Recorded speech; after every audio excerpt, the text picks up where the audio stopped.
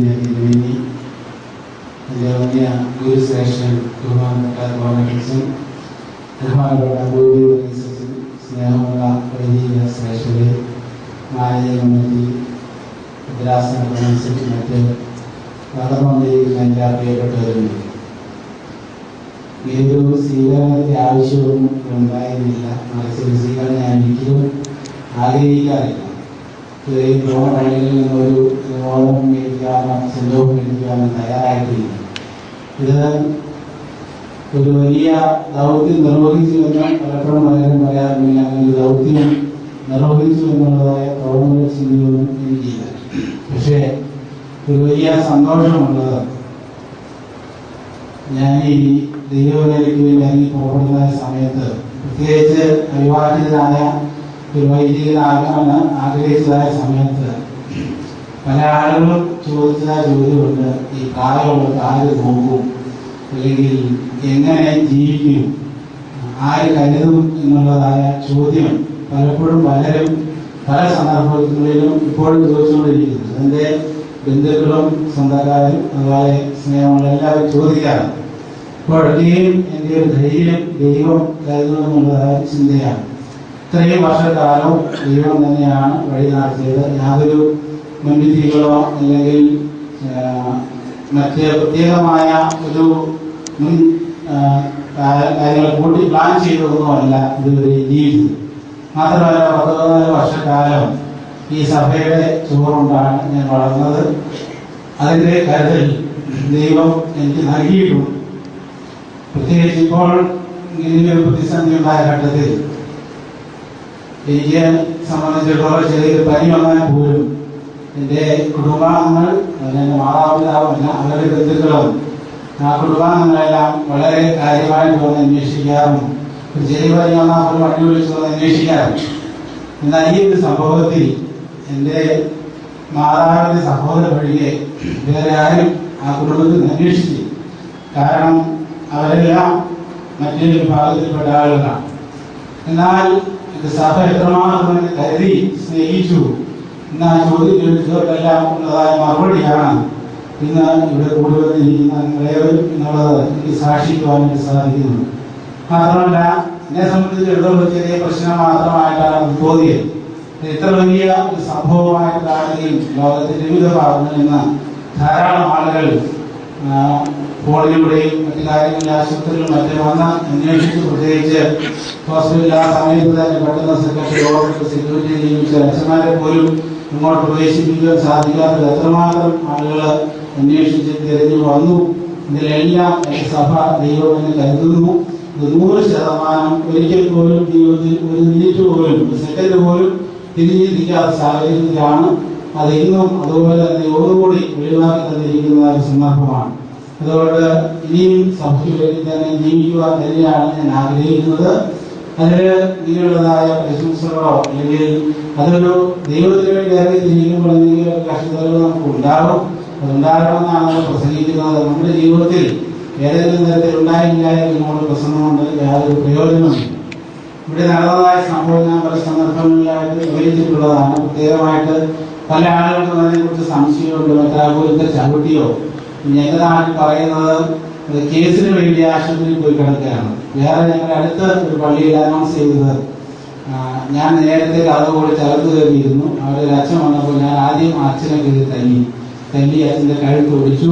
അതിനുശേഷമാണ് അവരെന്നെ തല്ലിയതെന്നാണ് ഞങ്ങളുടെ അടുത്തൊരു പള്ളിയിൽ പരസ്യമായിട്ട് അനൗൺസ് ചെയ്തത്. അതുകൊണ്ട് അറിയാതിരിക്കാം ബന്ധുക്കളൊന്നും ഈ കാര്യത്തിൽ ഫോൺ ചെയ്ത് പോലും അന്വേഷിക്കാതിരുന്നത്. എന്നാൽ ഇവിടെ കഴിഞ്ഞ ദിവസം ശനിയാഴ്ച രാവിലെ 4 മണിക്ക് 2 പേരെ പള്ളിയിലെടുത്ത് സംസാരിക്കുന്നതായ ഒരു ശബ്ദം കേട്ടപ്പോൾ ഞാൻ മേളിൽ മുറി തുറന്ന് ബാൽക്കണിയിൽ അവിടെ നിന്ന് നോക്കിയപ്പോൾ 2-3 ആളുകൾ നിൽക്കുന്നത് കണ്ടു. അപ്പോൾ എന്താണെന്ന് അറിയുവാനായിട്ടാണ് ഇറങ്ങിച്ചത്. സമയത്ത് വിളിച്ചു കഴിഞ്ഞിട്ടോ എൻ്റെ കൂടെ എഴുതിയിരുന്നു, ഞാൻ പള്ളിയിൽ താരാണ് നിൽക്കുന്നുണ്ട്, നമുക്കൊന്ന് ഇത് നോക്കാം എന്ന് പറഞ്ഞു. ഞങ്ങൾ ഇറങ്ങി ഈ ഗേറ്റ് അങ്ങ് കടക്കുന്നതിന് മുമ്പ് 2 പേരെ അവിടെ നിൽക്കുന്നത് പറഞ്ഞു. നിങ്ങൾ ആരാ, എന്താ, നമ്മൾ ദേഷ്യത്തോടു കൂടിയൊന്നുമല്ല, നിങ്ങൾ എവിടുന്ന് വന്നവരാ, പദയാത്രക്കാരാണെന്ന് അത് ചോദിച്ച ഉടനെ തന്നെ ഒരു പാല് വന്ന് എൻ്റെ കഴുത്തിൽ പിടിക്കുകയും അത് മുമ്പിൽ നല്ല പള്ളിയിൽ വന്നിങ്ങനെ അത് പിടിച്ച് തൂക്കിയെടുത്തിട്ടുണ്ട്. അപ്പോഴേക്കും വിജോയെ അവർ പെട്ടെന്ന് തല്ലി അടിച്ച് വിജയ അവിടെ നിന്ന് ഓടി. പെട്ടെന്ന് അവർ പിടിച്ച് തൂക്കിയെടുത്തുകൊണ്ട് പള്ളിയുടെ പടിഞ്ഞാറ് ചെന്ന് കഴിഞ്ഞപ്പോൾ പള്ളിയുടെ പടിഞ്ഞാറ് കതവ് തുറന്ന് കിടക്കുന്നു. പള്ളി അകത്ത് നിറച്ച് 100-150 ആളുകൾ പള്ളിയകത്ത് നിൽക്കുന്ന രംഗമാണ്. അവിടെ ഇതിനെ തല്ലിയതോ അടിച്ചതോ അല്ല പ്രധാന പ്രശ്നമായിരുന്നു. കാരണം ഇവരെ ഈ കോമ്പൗണ്ടിനകത്ത് പോലും കാല് കുത്താതിരിക്കുവാൻ തക്കവാണ് നമ്മൾ എത്രമാത്രം ത്യാഗങ്ങൾ സഹിക്കുന്നു. പക്ഷെ ഇതെല്ലാം മാറി ഒരു നിമിഷം ഇതെല്ലാം അകത്ത് നിൽക്കുന്നതായ ആ ഒരു കാഴ്ചയാണ് എന്റെ മനസ്സിൽ ഇപ്പോഴും ഭയാനകമായിട്ട് ഇപ്പോഴും ഭയാനകമായി നിൽക്കുന്ന ചിന്ത അതാണ്. കാരണം പള്ളി നിറച്ച് ഇവരെ ആളുകളും ശ്രേഷ്ഠന്മാരും ഉത്തരാപുരുഷന്മാരും അച്ഛന്മാരും നിൽക്കുന്നതായ ഒരു വലിയ രംഗമാണ്. ആ സമയത്ത് ഇവർ പെട്ടെന്ന് പിടിച്ചു കൊണ്ടുവന്ന് നേരെ കൊണ്ടുവന്ന് പള്ളി അകത്തേക്ക് ആ വൈദ്യരുടെ മുമ്പിൽ വരെ കൊണ്ടുപോയി. അപ്പോൾ പോകുന്ന വഴി ആളുകൾ ഇരിക്കുമ്പോഴത്തേക്കും പക്ഷേ ഏതെങ്കിലും ആ സമയത്ത് അറിയുന്നില്ല, നേരെ കൊണ്ടുവന്ന് അവിടെ ഇടിച്ചു കഴിഞ്ഞപ്പോൾ പിന്നെ അവർ നേരത്തേക്കിട്ട് നല്ല രീതിയിൽ പെരുമാറി. അതായത് ഈ കൊലക്കേസിൽ പ്രതികളെയൊക്കെ ഈ പിടിച്ചുകൊണ്ടുപോകുമ്പോൾ നാട്ടുകാർ കൈകാര്യം ചെയ്തു എന്ന് പറഞ്ഞ രീതിയിൽ വ്യക്തികളല്ല. ആ സമയത്ത് ഒരു വലിയ അപകടാവസ്ഥ വന്നു കഴിഞ്ഞപ്പോൾ എന്റെ മനസ്സിൽ അടിയെക്കുറിച്ചല്ല, ഇവരെ ഇതിൽ ഇറക്കും ആരും വിളിക്കുന്നുള്ള ചിന്തയായിരുന്നു. അവസാനം ഞാൻ ഓർക്കുകയാണ് നിലവിളിച്ചു. എന്റെ കുപ്പായെല്ലാം കീറിയിരുന്നു. അപ്പോൾ ഇത് തെളിവാകുമെന്ന് പറഞ്ഞിട്ട് അവരത് വലിച്ച് കീറിയെടുത്തു. എന്റെ നിലവിളി കേട്ടുകൊണ്ടാണ് ആഞ്ഞും മറ്റേ അതിഥും ഇറങ്ങി. ഇവിടെ അവിടുന്ന് പെട്ടെന്ന് കഴിഞ്ഞ് ചാലിന്റെ കാലിന് അടിയേറ്റു. ആ ഏറ്റുന്നത് ഈ മതിലുണ്ടായിരുന്നതായ ലൈറ്റ് എല്ലാം പെട്ടെന്ന് അടിച്ചു തകർത്തു. പെട്ടെന്ന് ഇവരകത്ത് കയറി ഇത് കൂട്ടിയിട്ടു.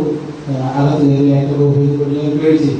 പെട്ടെന്ന് ഞാൻ അറിയി വന്നു കഴിയുമ്പോഴേക്കും എനിക്ക് അകത്ത് കയറാൻ പറ്റാത്ത അവസ്ഥയിൽ പിന്നെ പാലത്തിനവിടെ മെസ്സോഡിന്റെ അവിടെ ഒരു കഥ തുറന്നുണ്ടായിരുന്നു. അതിലൂടെ ഞാൻ അകത്ത് കയറി പോലീസ് സ്റ്റേഷനിലേക്ക് വിളിക്കുകയാണ് ചെയ്തത്. വിളിച്ച് അതിനുശേഷം പള്ളിയിലെ കൂട്ടമണി അടിച്ചപ്പോഴേക്കും ഒരു പോലീസ് ജീപ്പ് കയറി വന്നു. പിന്നീട് SP എല്ലാം വിളിച്ചു. ആ സമയത്ത് നമ്മൾ വേറെ കാര്യങ്ങളൊന്നും അറിയുന്നില്ല. ഒരു പ്രശ്നമായിട്ടൊന്നും തോന്നി. ഇവരെ എങ്ങനെ ഇറക്കും. പിന്നെ SP പറഞ്ഞ ചെത്രയും പെട്ടെന്ന് ആശുപത്രിയിൽ പോകണം. ഇത് ഇവിടെ മുഴുവുണ്ടായിരുന്നു. സാധാരണ ഇവരെ ഇറക്കിയിട്ട് പോകുന്നത് ഞാൻ 6 മണിക്ക് ഇറക്കി കളഞ്ഞു. പിന്നീട് അദ്ദേഹത്തിന് മുമ്പിൽ വഴി വീഴുകയാണ് ചെയ്തത്. ഒരു വലിയ സംഭവമായിട്ടൊന്നും ആ സാഹചര്യത്തിൽ നമുക്ക് അങ്ങനെ തോന്നി. ഇനിയും അങ്ങനെ അതിനകത്ത് പലരും പറഞ്ഞിട്ടാണ് ഇറങ്ങിപ്പോയത്. അടികൊണ്ട് എന്തിനാണ് ബുദ്ധിശൂന്യതയിലേക്ക് കാണിച്ചത്, അത് വിളിക്കാൻ പാടില്ലാന്ന്, അടി പോലീസിനെ വിളിക്കാൻ പാടില്ല എന്നെല്ലാം പല ആളുകളും പല കാര്യം ചെയ്തു. ഇതുപോലെ പലപ്പോഴും പോലീസിനെ വിളിച്ചു എനിക്ക് അബദ്ധം പറ്റിയിട്ടുണ്ട്. കാരണം വിളിക്കാതെ പെട്ടെന്ന് ആരും വിളിച്ചു കഴിഞ്ഞാൽ അത് അതിന് വലിയ പ്രശ്നമാകുമെന്നുള്ളതുകൊണ്ട് ഞാൻ ആ കാര്യം അന്വേഷിക്കാനായിട്ട് ഇറങ്ങിപ്പോയതാണ്. അതിനകത്ത് വേറെ ഒരു ത്യാഗസഹിതമായിട്ട് പ്രശ്നമായതായിട്ടൊന്നും എനിക്ക് തോന്നുന്നില്ല. അത് എന്നെ ഏൽപ്പിച്ചതായ കടമ അത് സഭയ്ക്ക് വേണ്ടി മരണം വരെയും നിർവഹിക്കും. അതിനകത്ത് ആര് തടസ്സം നിന്നാലും കുടുംബക്കാരെ നാട്ടുകാർ ആര് ഉപേക്ഷിച്ചാലും സഭ എന്നെ കരുതുന്നു. പ്രത്യേകിച്ച് നിങ്ങൾ എല്ലാവരെയും കരുതുക. ആ സമയം തൊട്ട് അപ്പോൾ തന്നെ ഭാവതിനെയും വിളിച്ചു. പിന്നെയും അതുപോലെ എല്ലാത്തിനും മീനുമായി വിളിക്കുകയും വന്ന് വേണ്ടതെല്ലാം ആശുപത്രിയിൽ വന്ന് കണ്ടു. ഇത്രമാത്രം സ്നേഹവും കരുതലും സഭയ്ക്ക് സഭ മക്കളോടുണ്ടോ എന്ന് പലപ്പോഴും നമ്മുടെ വൈദ്യുതികളെല്ലാം സംശയം പറയാറുണ്ട്. സഭ എന്ത് ചെയ്തു ഇത്രമാത്രം സ്നേഹം. ഏറ്റവും നല്ല ചികിത്സ നൽകുവാൻ തക്കോളം അപ്പോൾ തന്നെ വേണ്ടതായ ക്രമീകരണങ്ങൾ ചെയ്യുകയും എല്ലാ വിധത്തിലുമുള്ളതായ സഹകരണം ചെയ്ത ഈ സഭയോടുള്ളതായ സ്നേഹം അതിൽ ഉൾപ്പെട്ടിരിക്കുന്നതായ യേശുഭാവതിന് മുതൽ എല്ലാ പിതാക്കന്മാരോടും പിന്നീനോടും അതുപോലെ തന്നെ ഗവൺമെന്റ് ഗുരു സ്റ്റേഷനായിരിക്കുന്ന ബഹുമാനപ്പെട്ട കുർബാന കുർബാനകളെല്ലാം ഞങ്ങളെ പഠിപ്പിച്ചത്. അതുകൊണ്ട് ഞാൻ പഠിപ്പിച്ചതായ മാതിരി തന്നെ ഇനിയും ജീവിക്കുകയുള്ളൂ.